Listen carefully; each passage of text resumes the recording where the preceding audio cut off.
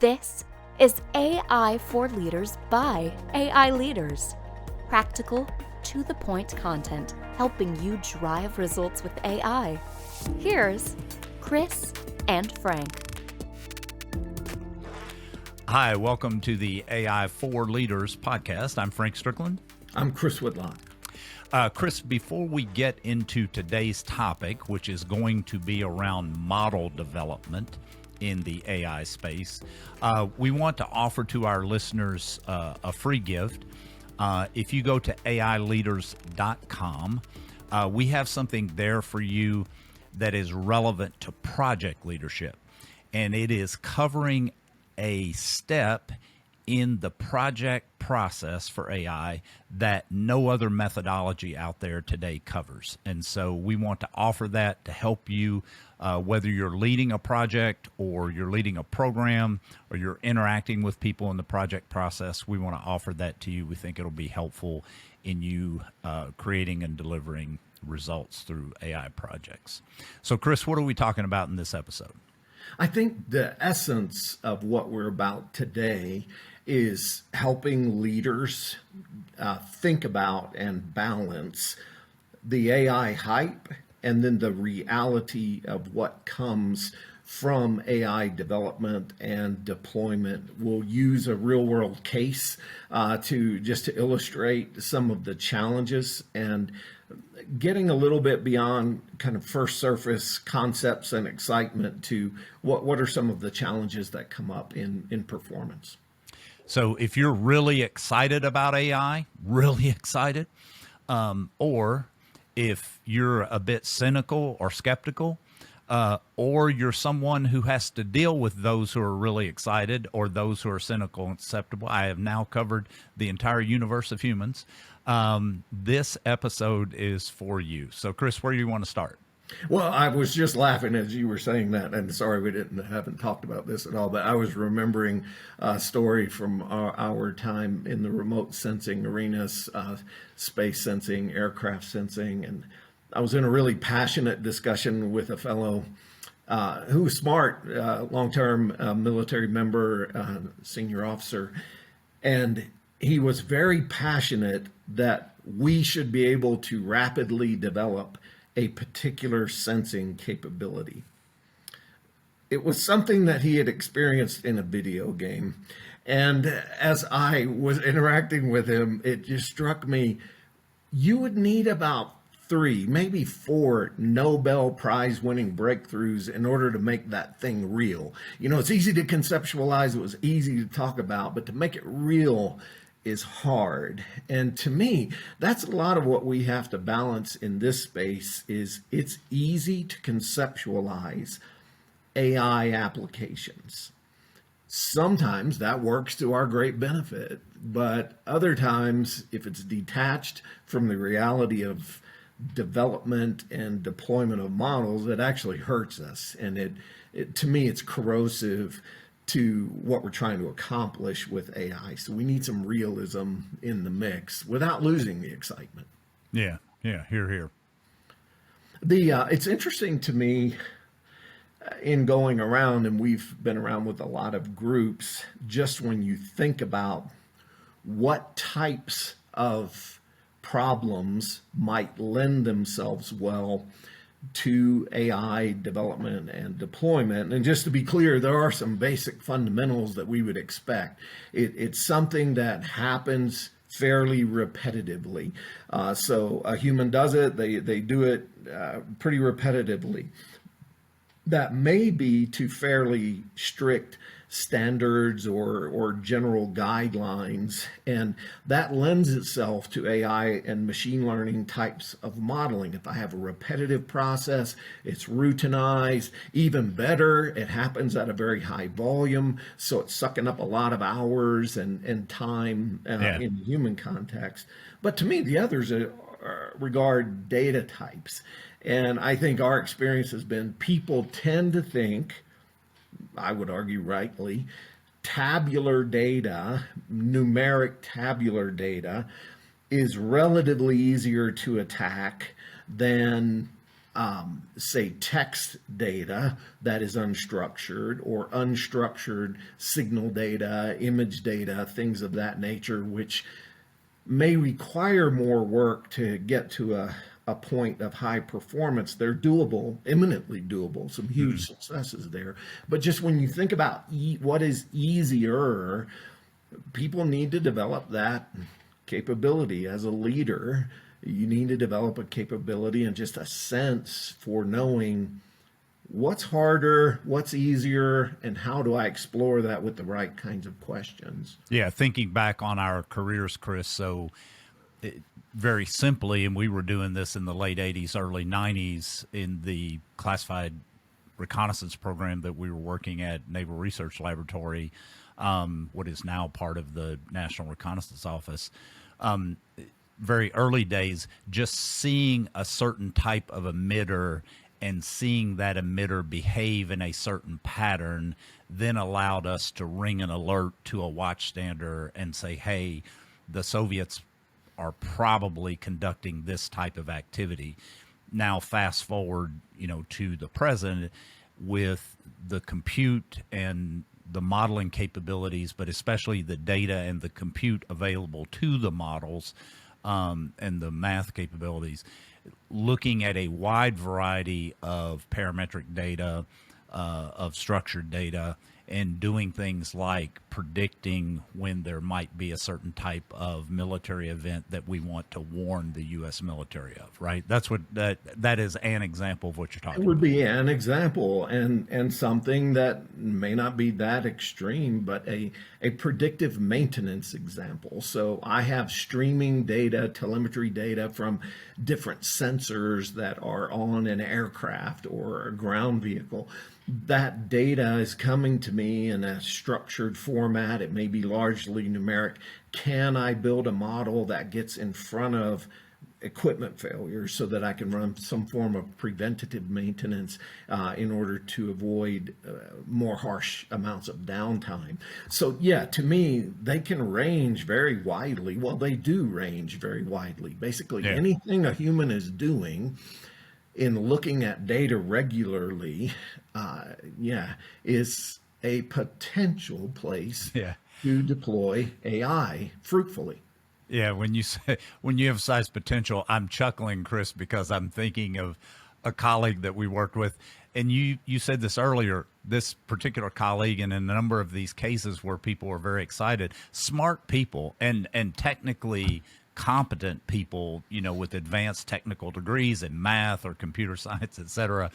And if he were a party of this conversation, he would come down very strong. Auto ML, auto machine learning.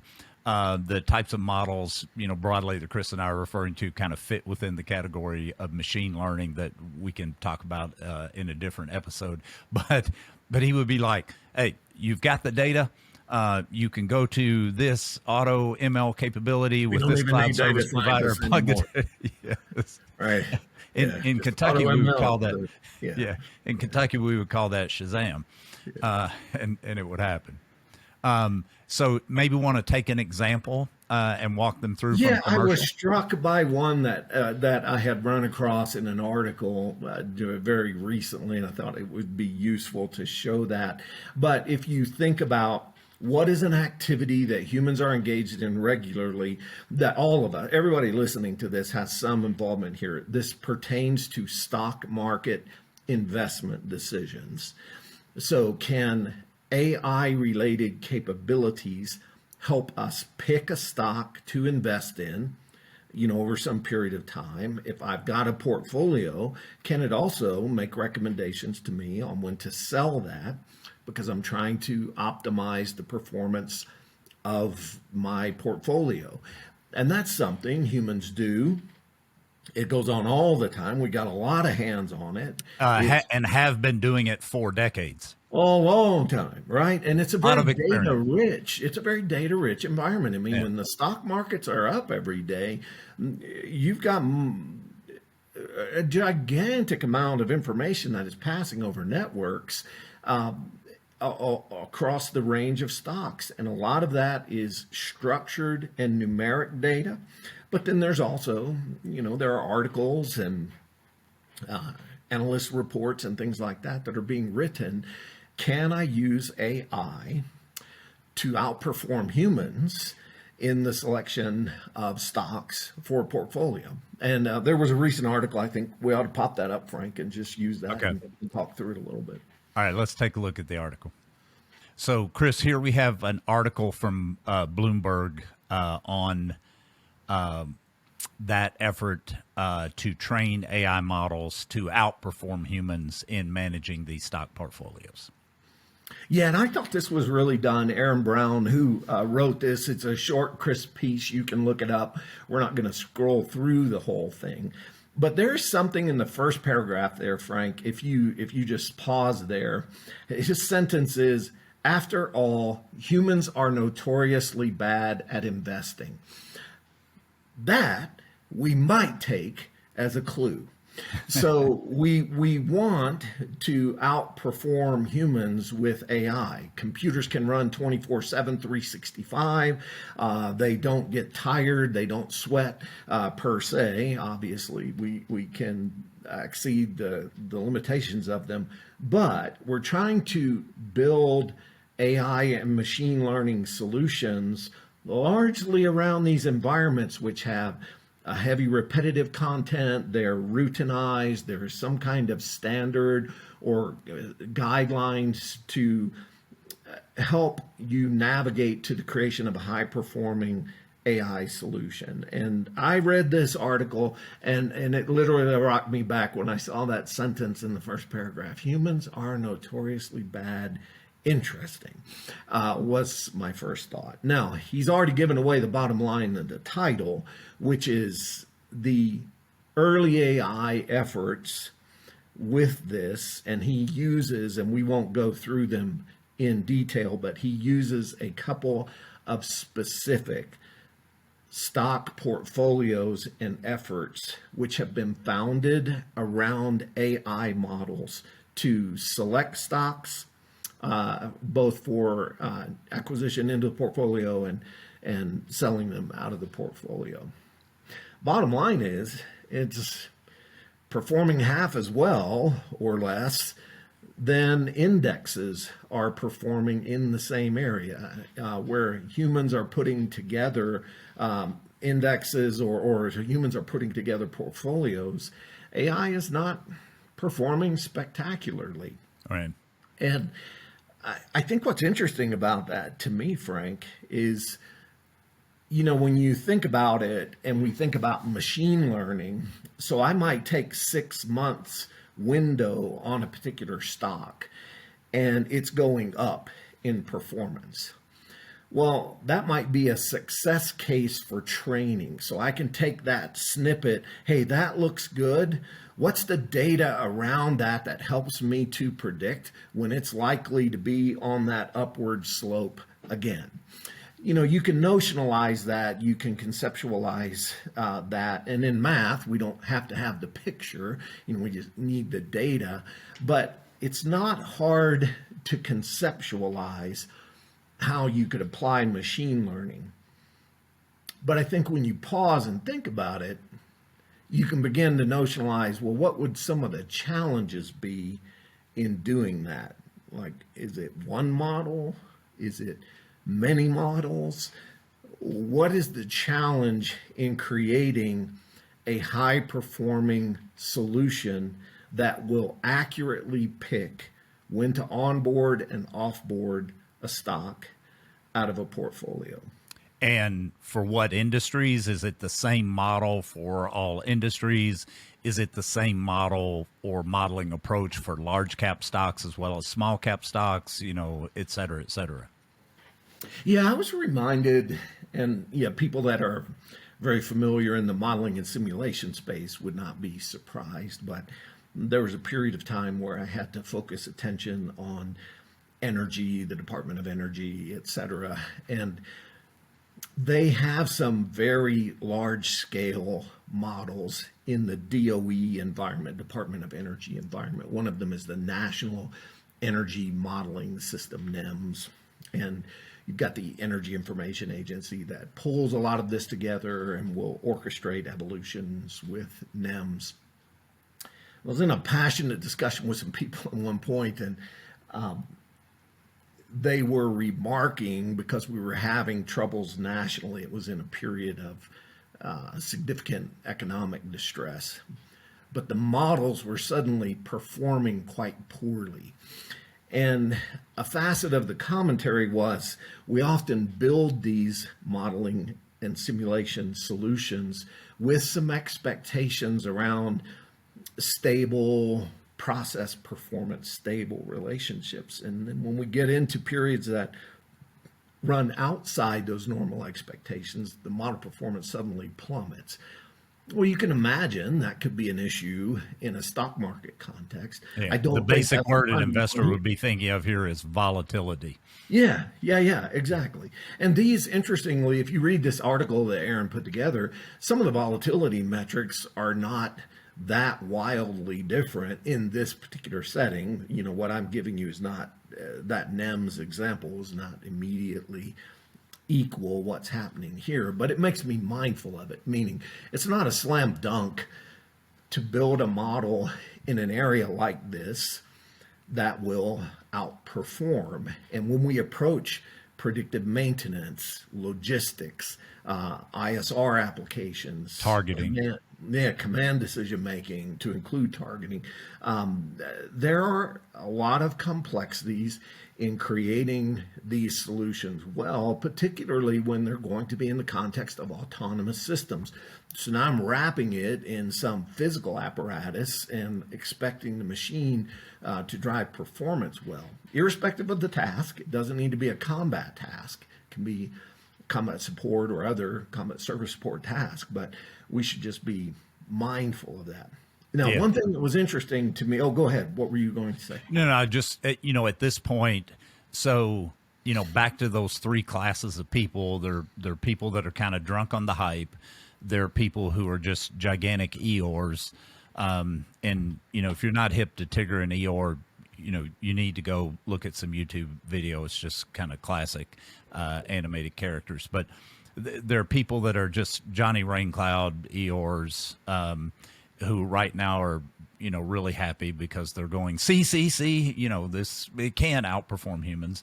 And then you have the majority of people who are in neither one of those poles. They're the majority of people that actually have to get some stuff done.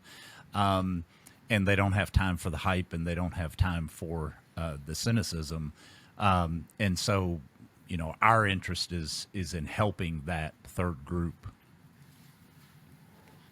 Yeah, exactly. And that rings with me. There is one other facet in Aaron's article that struck me, and I think it's a useful principle for leaders as you're thinking about balancing hype and reality. When we look to replace entirely or substantially human activity, that's really hard. But there are a range of things that can be done with this technology which augment the human performance and take some of the tedious, the toil out of the equation. And there's a facet of this article that Aaron breaks down which deals with processing text relative to stocks. And I think we can all understand the volumes that are out there today make it difficult for any given stock analyst to look at all of the material. But if we can use AI-enabled capabilities to prioritize things that they should look at, to highlight content that may be relevant, you're aiding the human there. You're not making the stock select decision, but you are aiding them in having a better contextual understanding, finding things they might not have otherwise missed, or improving timeliness of discovery. There are different metrics that you could look at, and that's much more doable. And some of that is going on in the marketplace there, and it's material. It matters. There are a lot of things that are happening still that matter, but if you set your eye on the big cigar, so to speak, I want a model that picks stock to sell or to buy into a portfolio. That's a tough nut. And Yeah. to date, despite multiple years of performance, the evidence would indicate we're not there yet Yeah. on. Yeah. And if we take some missions, I alluded to warning a bit ago. So we have done some work, Chris, in the not distant past that would demonstrate that an ensemble, a collection of different modeling types working on different types of data can do a pretty decent job in supporting one of the fundamental missions of the U.S. intelligence community, which is warning. So warning of a major military exercise, for example, 2 to 3 to 4 weeks before the exercise actually kicks off, so that U.S. commanders and decision makers and operators have an opportunity, having been warned, to do something about that, whether it's surveil it or, if it was, a concern about it not being an exercise, an actual operation, to get postured to deter it, defeat it, etc. So, we've seen those types of advanced applications work, and we believe in them because we've demonstrated them, but they're not replacing all of the humans that are involved in the decision-making cycle about making a call, because frankly, what you get out of the model is a probabilistic estimate of this event happening in, said period of time, 2 weeks, 3 weeks, et cetera. And so they're not taking all of the humans out of the process, but they are augmenting and greatly helping the humans in putting together a prediction of whether a given event might happen in a given time period. Yeah, I think that's a great way to summarize that. And if leaders can just work on that balance, particularly in the upfront when we're thinking about program integration, new project starts, et cetera, there's some really important activities that happen in that window, and it's a critical place for leaders to engage, especially senior leaders, to ensure that we're thinking in a good balanced way, the hype and the reality. So that word balance, Chris, caused us to create an axiom when we wrote our book. In the process of writing the book, you came up with this concept of we need to take these enduring principles we've learned about how to lead advanced analytics and AI, from development to deployment to maintenance and operations. And there are some enduring realities that leaders are going to encounter. We just called those axioms. And so it's a part of the book. It's a part of the courses that we teach. And this balance that you allude to is what we call axiom zero. And I like to say, there's this void between aspiration, where frankly the hype can live sometimes, and operations. And leaders, want to be able to live in that void and make something practical happen. And so we just said, somewhat tongue-in-cheek, that the axiom was, we're not interested in Tiggers or Eeyores, and neither Tiggers nor Eeyores, and you shouldn't either. The naive optimist, the person who is all swelled with the hype, you really don't need running around in your program. But you don't need the needless cynics either. And we've mentioned this a couple of times, just foot stomp at one last time. The cynics sometimes are some of the most technically smart people that you can interact with. They just have a failure of imagination. And so what we did to capture, how leaders can navigate that is this twofold principle. You've got to contextualize what you're doing to actual mission task. And in the book, we spend, multiple chapters dealing with portions of that. We also deal with it in our courses. How do you do that? How do you contextualize AI to mission tasks? And then the flip is, you don't want to narrowly constrain your imagination so that you can never envision, just a cynic flat out saying, I've been working in warning for 30 years. You'll never have a model that can do my work. Well, Actually, I can remember a deputy director of a prominent agency where we used to be and interacted a lot, who, with a tremendous amount of stridency, said, "You will never make automatic target recognition work for image data." yes. And at the time, it was not unfair at the time with the compute infrastructure, et cetera, but that doesn't age well as compute capacity increases and as our knowledge in computer vision and whatnot has improved. Yeah, I still vividly remember those interactions. But yes, it's finding the balance. That guy did not want for technical aptitude. No. I know who you're talking about. No, he not only did he not want for technical aptitude, especially in that domain that he was commenting on. The I image admire him. domain. I Yeah, admire. yeah, Right. he was one of the sharpest people out there. Yeah.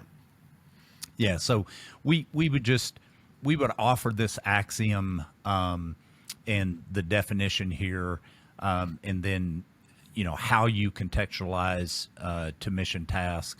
You can find more detail on that in our book, Winning the National Security AI Competition: A Practical Guide for Government and Industry Leaders, available on Amazon, etc. And we also go into great detail on that in our courses. You can learn more about the courses at our website, ai4Leaders.com. That's ai4Leaders.com. And you can also give us feedback. Please do. We value your feedback. Give us feedback on this episode, where you agree, where you disagree, things that you think should be added that would be helpful to other leaders. Let us know topics and questions that you would like to see covered, maybe guests that you would like to see on the pod, and we'll do our best to respond to that. Again, if you go to that website, ai4Leaders.com, we have a gift that we would like to give you, and it is a short document that covers an activity in the project process that is not covered in any other AI project process that is out there. So thank you for listening. Please rate and review us on YouTube if you're watching this, or on Apple, Spotify, wherever you get your podcasts. Thank you very much. We appreciate you. Indeed.